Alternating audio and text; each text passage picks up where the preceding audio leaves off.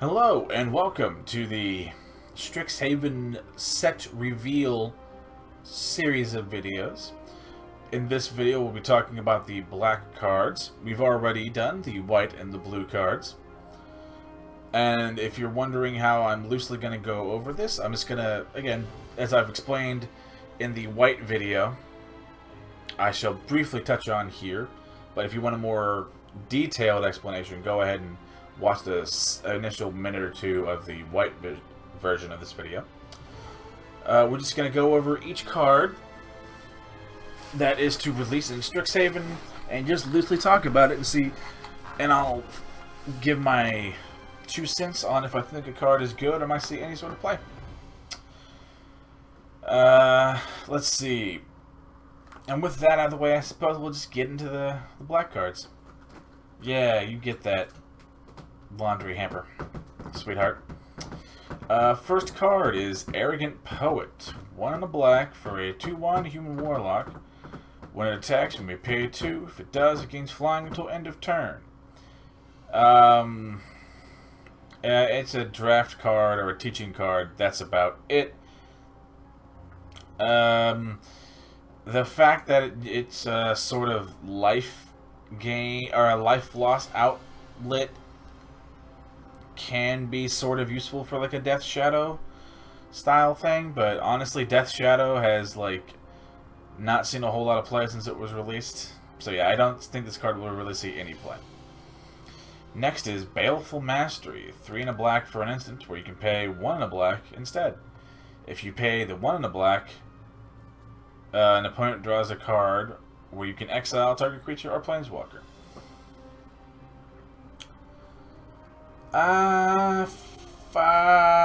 That's okay. That's not that bad, honestly. The flexibility to being able to like exile a creature or walker for 2 mana is like not bad. This might see some play. I'm not like convinced it's going to become the new black removal spell of choice, but it is a okay black removal spell if you want to run it. Next is Brackish Trudge. 2 and a black for a 4/2 Fungus Beast. Enters the battlefield tapped.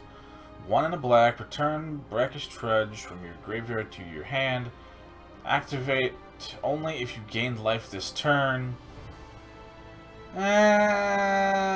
Maybe. There's probably some weird combo-y synergy potential that I'm not thinking of here. But this card is like thoroughly okay.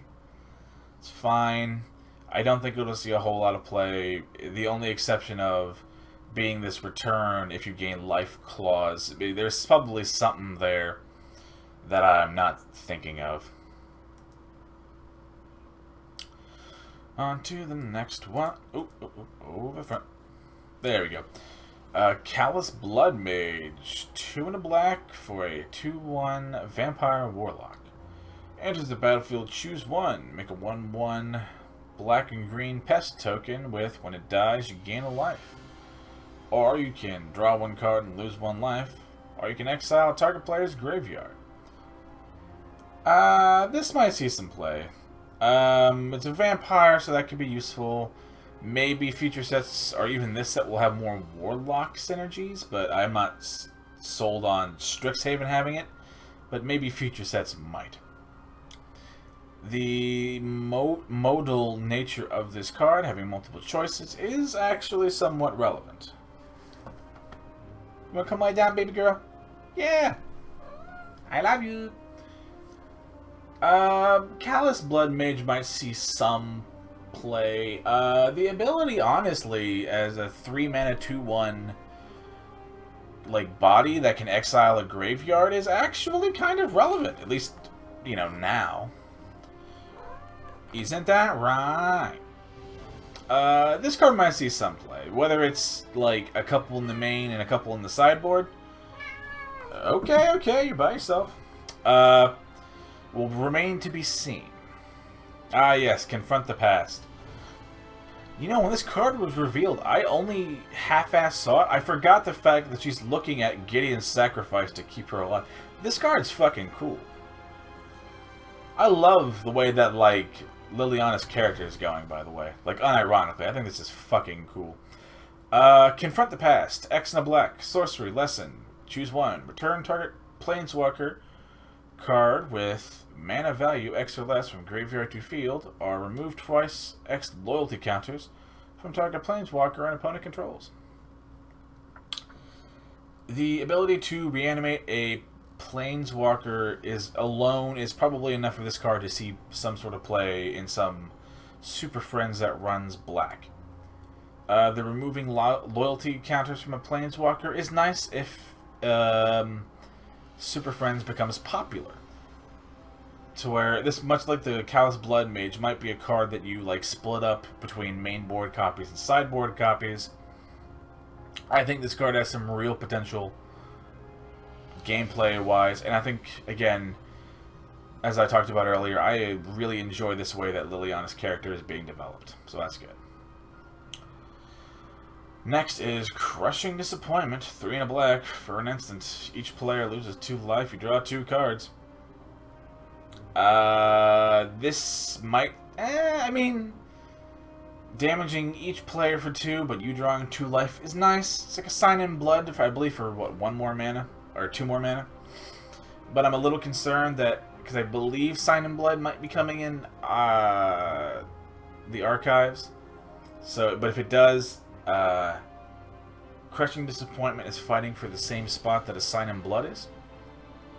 But if it's not, Crushing Disappointment might see some play in like some mono black deck that wants some card draw.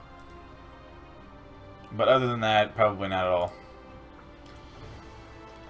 Next is Essence Infusion. 1 and a black for a sorcery. Put 2 1/1 counters on target creature. It gains lifelink until end of turn. Again, if some sort of +1/+1 counter deck sees some play, it might. But like, it's just, I don't see it ever being played ever. This is, again, it's draft or a teaching card and nothing more. Eye Twitch. 1 black mana, 1/1 eye bat with flying. When it dies, learn. This card's, I'm not over the moon about it.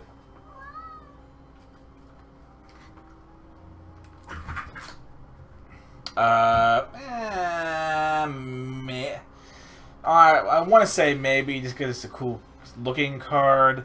But yeah, I mean, black doesn't have issues drawing cards historically, so I don't think this card will really see much play. Next card, Flunk. 1 and a black for an instant. Target creature gets -X/-X until end of turn. Where X is 7 minus the number of cards in that creature's controller's hand. Okay, this is... I think this card is really, really bad. It is like such conditional removal that you'd rather just have... Hell, what is that black card we saw earlier? The Bale. You'd rather have a Baleful Mastery for 2 mana to just exile something anyway. To where the -X/-X that normally gets around the indestructible, there's already ways to get around that in the format anyway. I really don't think Flunk will see play. The only thing it might see play as is some sort of budget alternative, but even then, I don't think it will or should be played. Next is Go Blank. 2 and a black for a sorcery. Target player discards 2, then exile all cards from that player's graveyard. I mean, that's fine. Graveyard hate is nice. The historic format has that shit for days. So, more graveyard hate's pretty good. As well as just being able to make it discard cards on its own. Alright, this card might see some play. Some sort of T-Grid Waste Not style discard deck. I can see this card seeing play. Next is Hunt for Specimens. 1 and a black for sorcery, where you make a 1/1 black-green pest. With, when it dies, you gain a life, and you learn. Again, black doesn't really have problems with card draw, so the learn is not really that useful here. Maybe if the pest thing becomes important, or the life gain, maybe this card could see some play, but I would not be holding my breath for it. Next is Lash of Malice. 1 black for an instant. Target creature gets +2/-2 until end of turn. This is technically removal, I suppose, but it, again, is very conditional removal. These sort of plus-minus buff removal spells, let's be honest, never see play in Historic, really ever. I can see this being good, like, combat trickery and draft, and is, again, technically a card that you could, like, use as a teaching tool in, like, free decks, but other than that, never run this card. It's just so variable. Next is Leech Fanatic. That is a very cool idea. Anywho, 1 and a black for a 2/2 human warlock as long as it's your turn and has lifelink. These cards are, again, draft cards or teaching cards. These are, I mean, and these are actually fine enough that you could run this if you wanted to and you'd be okay. It's a bear that sometimes has lifelink. It's not going to win any awards. It's going to quickly get replaced, but it's technically a thing you can run. Next is Mage Hunter.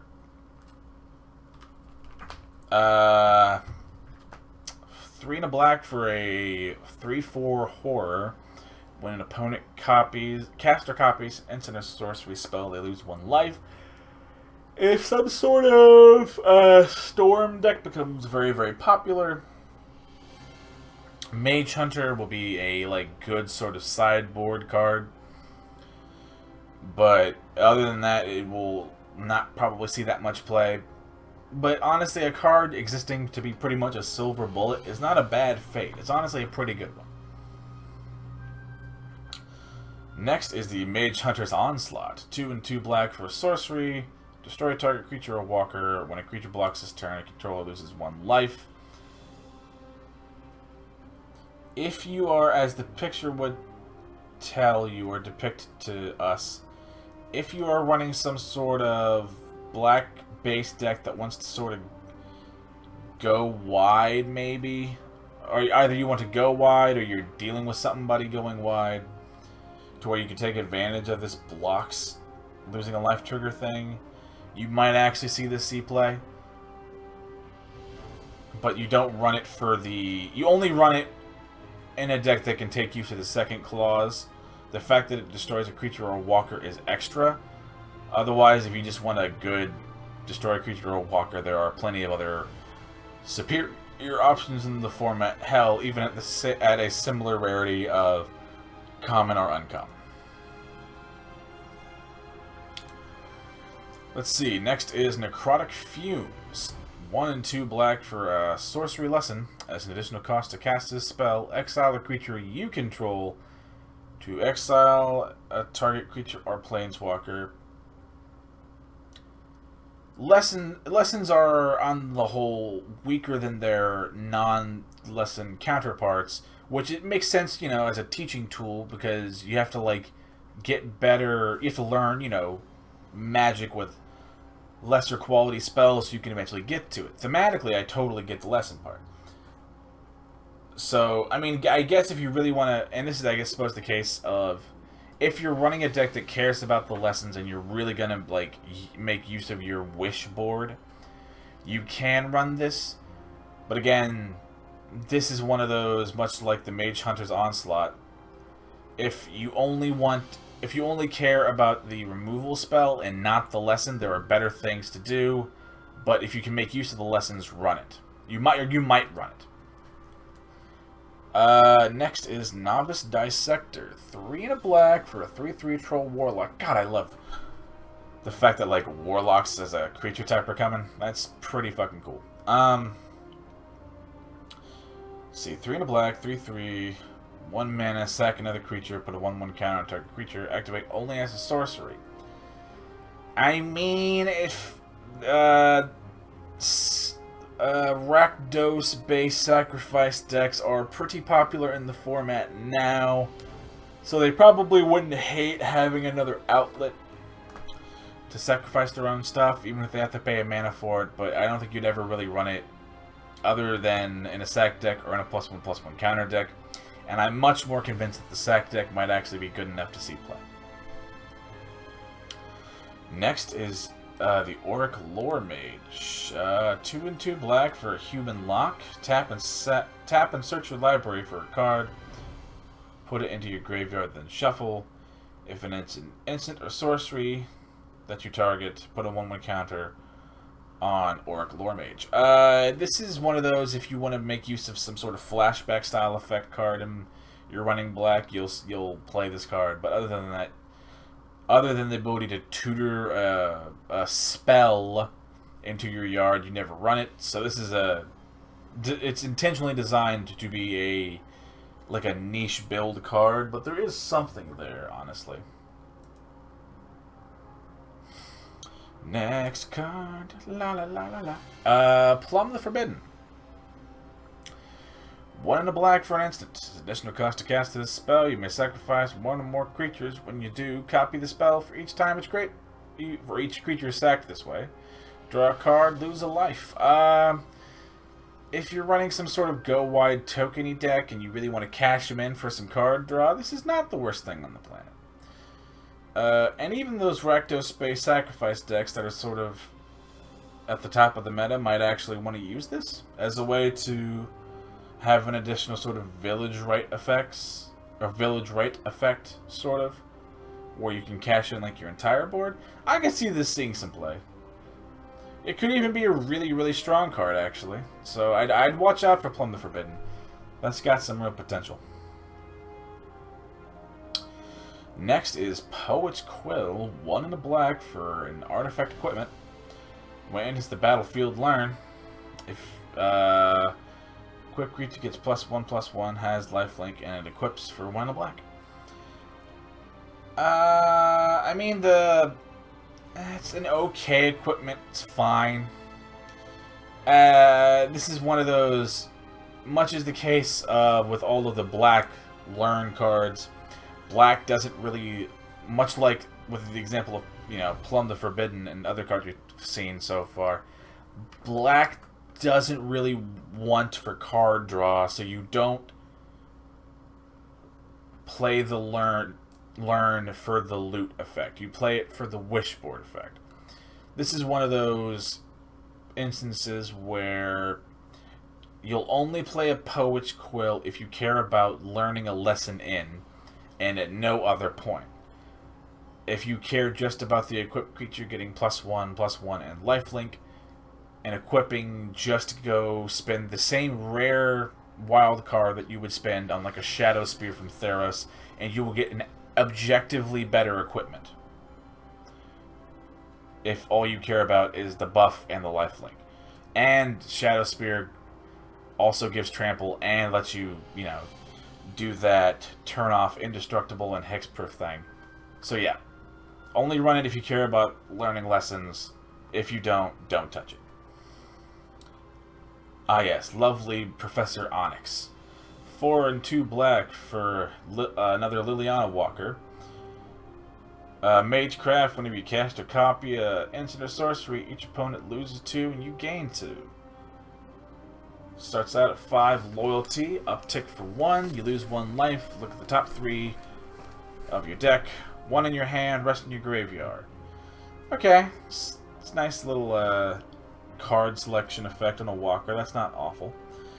Down tick for 3, each opponent sacrifices a creature with the greatest power among creatures that player controls. Each effect sees some play.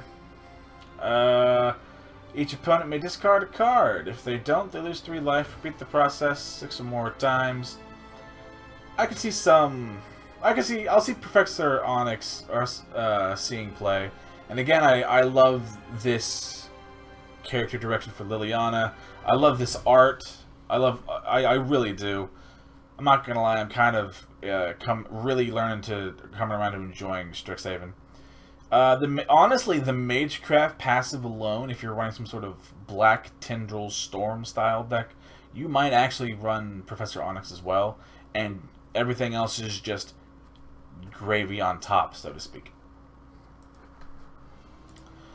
Next is Professor's Warning. 1 black for an instant. Choose 1. 1/1 counter on target creature, or target creature gains indestructible until end of turn. Oh, this is Liliana meeting with Will and Rowan, right? Professor Onyx urged the twins to prepare for the Dark Mage Exodus, sounding very much like someone familiar with the rise of tyrants. Oh yeah, I guess thematically, Will and Rowan ignited their spark after War of the Spark, so they wouldn't know who Liliana is. This is a cool little thing. I like Will and Rowan as, like, planeswalkers and characters, and I love, you know, Liliana as a character and a card, so that's good.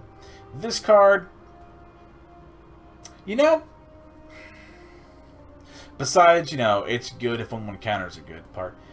The ability to give a target creature indestructible until the end of the turn for 1 black mana, I could actually see being somewhat relevant. I think you'd only run it in a, like, black deck or some sort of, like, Rakdos deck that, like, would normally lack the ability to protect its own creatures.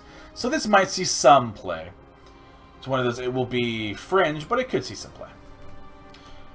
Next is Promising Dusk Mage, 2 and a black for a 2/3 human lock. When it dies, if it had a 1/1 counter on it, draw a card. This, again, teaching card or draft card, but I don't think it'll ever see play anywhere else. It's a 3 mana 2/3 that if it doesn't have any +1/+1 counter on it, when it dies, it just dies. So you have to pay the 3 mana for the 2/3 and pay another card to give it the +1/+1 counter. So you're invested 2 cards to get 1 card when it dies.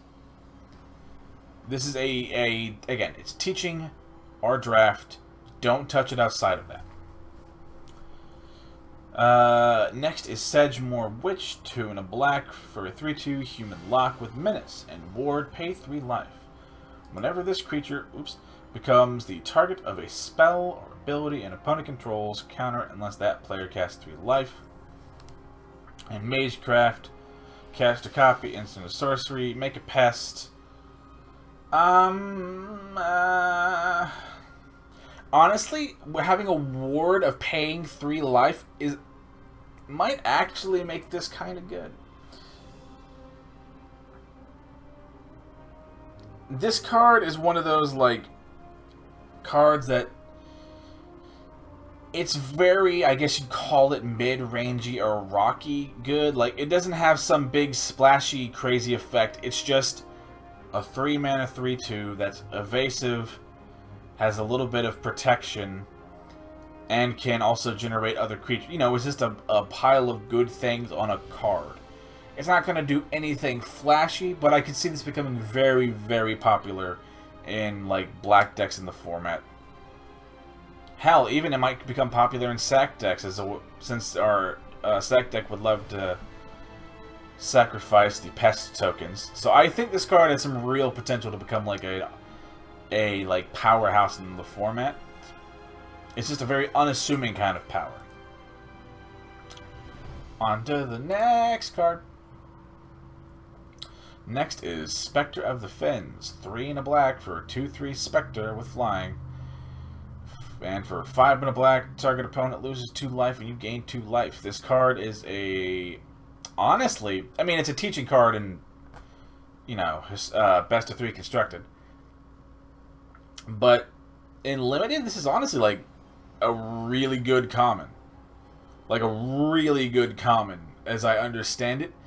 Since at worst it's a 4 mana 2/3, which even I don't play a lot of limited, but even I know that's not an awful stat line.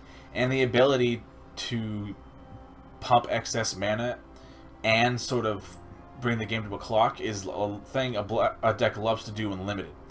It's reach both in the flying itself and in the drain effect. So yeah, you'll never see this card outside of a teaching deck or something like that, or a budget restraint in Historic. But I could see this card being a fucking killer at the common level in draft. But granted, I don't really draft ever, so take what I say with a big old mound of salt. Next is Tenured Ink Caster, 4 and a black for a 2/2 vampire lock. When it enters the battlefield, 1/1 counter on a creature, and when a creature you control with a 1/1 counter on it attacks, each opponent loses 1, gain 1. This card is in a vacuum only by itself is already super eh. But again, much like much of these black cards that care about +1/+1 counters, it will only ever see play in a deck that cares about that, and never anywhere else at all. Next is Umbral Juke. Oh yeah, with your your own legally distinct college sports game. That's what I believe this is. Umbral Juke. Yeah, Umbral Juke. 2 and a black for an instant. Choose one. Target player sacks a creature or a planeswalker, or make a 2/1 white and black Inkling token with flying. An Edict effect at instant speed is honestly pretty good, and the modal ability to just cash it in for a 2/1 flyer is pretty good. This card might actually see a lot of play. It's just like a good black card at 3 mana, much like the Sedgemoor Witch. It doesn't do anything like crazy flashy like Professor Onyx, but it's just a good card by itself. Oops. It's kind of what I personally consider to be like the poster boy of like a mid-range card. No bells, no whistles, just good, and it'll get you in there in the end. Probably will see a good amount of play. Aww. Aww, I care about the frog. This art kicks ass though. So pretty. I love that like particular shade of blue used as like in this spell circle. God, that's so pretty.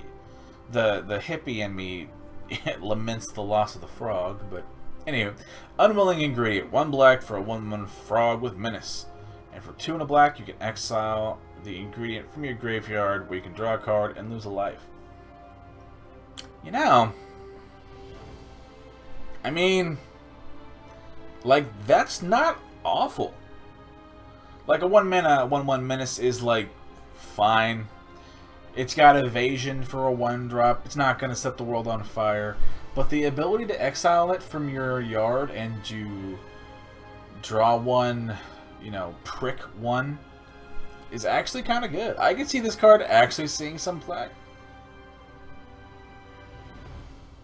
And who doesn't love the amazing art?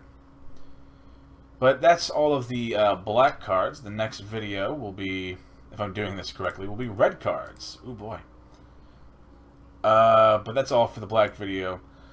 Again, like the video if you liked it, sub if you like me, and if you have your own sort of comments or insights what you think card X or card Y is going to be great or be hot garbage fire. That's what comments are for. Just keep it civil. And remember, I'm pulling for you. We're all in this together.